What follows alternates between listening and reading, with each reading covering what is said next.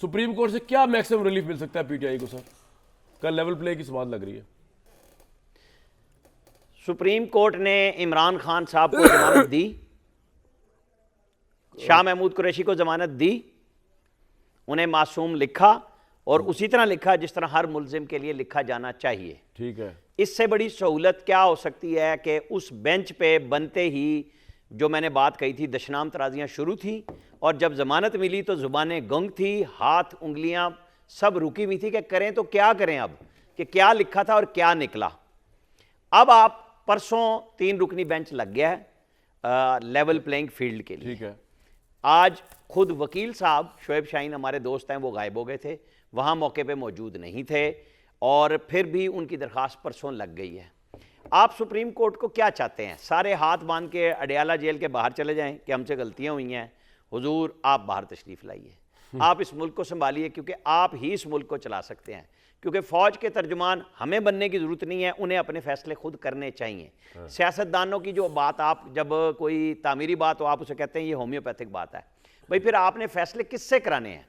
फिर दुख दर्द किससे बांटना है? अगर कोई शख्स सियासतदानों से बात नहीं करना चाहता, वो चाहता ही सिर्फ फौज से बात करना है, और फौज की तरफ से जो जवाब है वो आप मेरे से बेहतर समझते हैं और बात कर चुके हुए हैं, कई दफ़ा कर चुके हुए हैं कि उनको क्या जवाब मिल रहा है। आप बताइए कि इस मुल्क को खिलंडरों के हवाले ही करके इस मुल्क के साथ खिलवाड़ करना है, कैसे चलाएंगे आप? यहाँ तज्जिए में, बयानात में, फिक्रों में काट लगा के आमिर भाई, काम कैसे चलाया जा सकता है? फिक्रों की काट से कोई तो चलाएगा, फैसला करना होगा। ये जो अवाम फैसिलिटेशन डिसाइड काउंसिल करती है, बनी, खिलंडरे को एक रखना है। मिनट, शहबाज शरीफ के दौर में जिसको निगरान दौर में चलाया गया, जिसकी परसों फिर मीटिंग हो रही है, आपको और हमें वो बात करनी चाहिए इस मुल्क को आगे कैसे लेके जाना है। हमें पूरे खित्ते के अंदर अमन लेके आना है और अपने लिए सोशल वेलफेयर के लिए रास्ता बनाना आपके है। नजदीक एक उम्मीद बनती जा रही है कि हाँ तभी हम बनाएंगे, लेकिन अगर हम यही बहस करते चलेंगे कामरान साहब, फिर बात नहीं बनेगी कि तेरा क्या और मेरा क्या। हमें कुछ ना कुछ ऐसे फैसले सख्ती के करने पड़ेंगे कि अगर तो आप इस मुल्क की सियासत में, रियासत में रहना चाहते हैं और मुल्क के एम्बिट में काम करना चाहते हैं तो आपके लिए सारे रास्ते खुलें। आप माफी मांगे कि गलतियां हुई, उसको मान के कि हाँ हमने की थी, हमने बगावत की कोशिश की थी, लेकिन बाकी फिर सिर्फ बातें। ठीक, बड़ी साहब माफी मांगने को कोई तैयार हो सकता है यहाँ पे? माफी तो कभी ना इनकी पार्टी ने मांगी, ना इमरान खान मांगेंगे। देखिए, एक आधा सच इन्होंने 9 मई को हमले किए थे। नहीं तो इन्होंने 99 में हमला नहीं किया फौज पे। यार कमाल है, कैसी हद हो गई यार। इन्होंने आर्मी चीफ को सर नहीं किया। अदारे पे हमला है, इदारे पे हमला, आर्मी चीफ पे हमला। आपने चीफ एग्जीक्यूटिव को इख्तियार दिया कि नहीं दिया? इमरान खान ये कहता है, आपका आईन इख्तियार देता है या नहीं? इमरान खान ये कहते हैं, या इमरान खान ये कहता है कि मैंने सिर्फ आर्मी चीफ जिसने मेरी हुकूमत में को गिराया, मैंने उसको मीर जाफर कहा, मैंने पूरे इदारे पे हमला तो नहीं किया। Army chief is an institution, जो भी आर्मी चीफ होता है।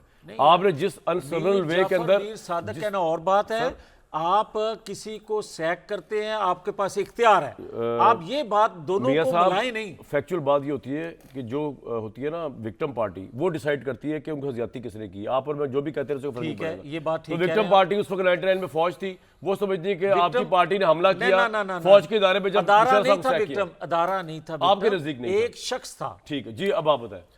पहली बात तो ये है कि भाईजान, मुस्लिम लीग नून, पीपल्स पार्टी, ये सारी उम्र जो काम करते हैं वही इमरान खान ने किया और ज़्यादा एक्सटेंड से किया, ज़्यादा शिद्दत से किया।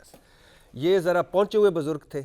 एक शहबाज शरीफ साहब पाँव पड़ने वाले थे, नवाज शरीफ साहब लड़ने वाले थे, मरियम नवाज साहब इधर पाँव पड़ने वाला कोई नहीं था, वो सारे ही चढ़ जसूली राम भली करेगा।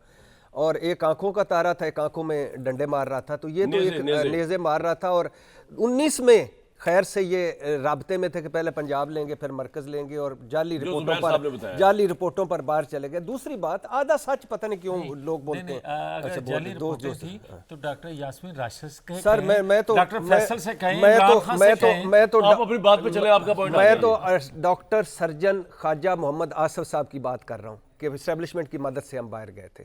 तो एस्टेब्लिशमेंट की मदद क्यों लेना पड़ी? क्योंकि रिपोर्टें जाली थी, फिर यही होगा ना। अच्छा। और डॉक्टर ख्वाजा आसफ साहब जिन्होंने फ़ोन किया था चीफ इलेक्शन कमिश्नर को रात को, वो आर्मी हाउस चला गया था। और आर्मी हाउस यार मिसाल दे रहे हैं, बात समझे यार, सटायर से नहीं, खुल के कहो। नहीं यार, एक तो ये शेखुपुर है ना, शेखुपुर। अच्छा, जो फिर हलवाई की दुकान पे मेरे भाई मोहम्मद जुबैर गुलाब जामुन खाने गए थे और जो स्पेस लेने गए थे, और फिर उसके बाद उनको तर्जमानी से फारिग करवे से क्या ज्यादती की। अच्छा, फिर उसके बाद आधा सच, खैर से आधा सच ना दें, खलंडरों को बिल्कुल मुल्क नहीं देना चाहिए, लेकिन पहुंचे हुए बुजुर्गों से हमें बचाओ अल्लाह के नाम पे। ये आमिर भाई, पहुंचे हुए बुजुर्गों से बच सकते हैं हम, ये हमारी किस्मत में यही लिखे हुए हैं। आपके बुजुर्ग साढ़े भाई बुजुर्ग इनका दिफा नकाबले तस्वीर बनाया। शरारत के मूड में है जिसके लिए आपने मुझे रोका था। वजीर तो अब आप मुझे बताएं फिर जवाब उसी तरह दिया जाए। नहीं सर, वैसी बात करें, आर्ग्यूमेंट में बात करें विदाउट रेफरिंग टू एनीवन। हाँ, मैं यही कह रहा हूं।